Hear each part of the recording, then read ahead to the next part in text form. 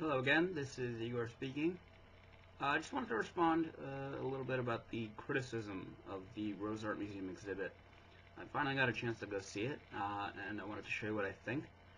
Uh, in the meantime, here's a map that I kind of cobbled together of the current layout.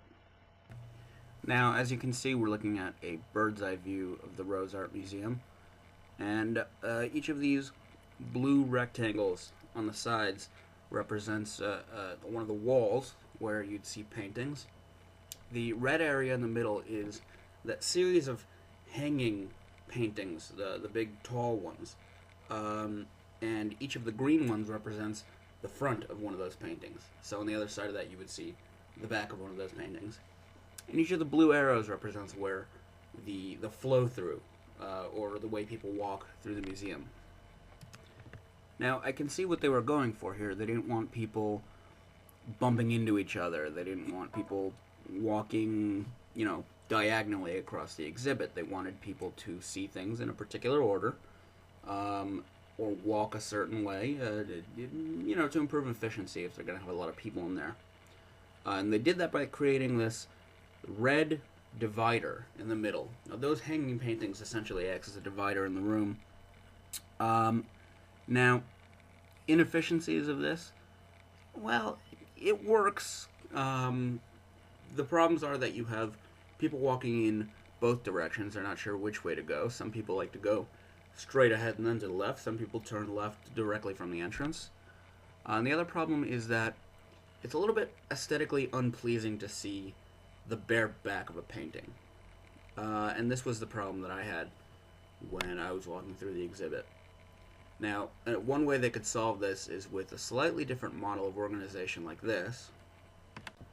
Now, in this model, and bear with me here because I think YouTube might be cutting off some of the edges of my my photos here, my diagrams.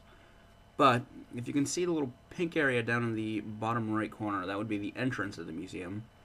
And each of these big red rectangles that runs almost the length of the room, the width of the room rather, is a temporary barrier.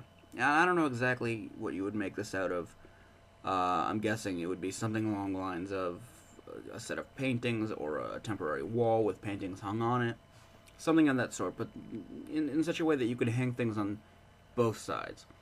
And the advantage of this model is that you have people moving in only one direction from a single entrance toward a single exit, and the whole time all they can see is paintings. They can't see the back of the paintings, and they can't see across the room. It helps you to maybe concentrate on the paintings more, and it kind of keeps a flow of the exhibit as if it were planned out in the way that it is, rather than making use of the space that we have. Now, the only problem I see with this particular model is that where the green circles are in the bottom left corner, you would need an exit. I don't think there is one now, but, well, those are the limitations. I think this is something that could maybe work for a future exhibit. Just a thought.